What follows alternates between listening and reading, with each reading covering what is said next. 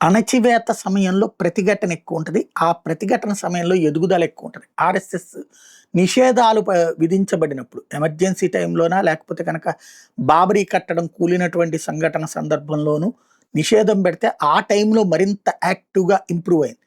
ఇప్పుడు ఆర్ఎస్ఎస్‌ని బాగా తొక్కేయాలన్న కుట్రలు జరుగుతున్నటువంటి వేళ, ప్రపంచవ్యాప్త కుట్రలు జరుగుతున్నటువంటి వేళ, దాని మీద ఉగ్రముద్ర వేసే కుట్రలు జరుగుతున్నటువంటి వేళ, పాకిస్తాన్ పదే పదే కవ్విస్తున్నటువంటి వేళ, ఆర్ఎస్ఎస్ చాలా శరవేగంగా మూవ్ అవుతోంది. శాఖలు 900 నుంచి 4300 గత 15 ఏళ్లలో పెరిగినాయి.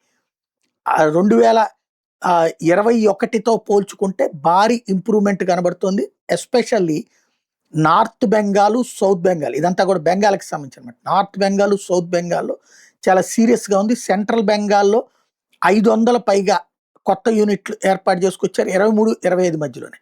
గ్రౌండ్ స్ట్రాటజీల విషయంలో డీప్ పెనిట్రేషన్ విలేజెస్ దగ్గర దాకా వెళ్ళడం గానీ, అర్బన్ క్లస్టర్స్‌లో కీలకమైన పాత్ర పోషిస్తుంది.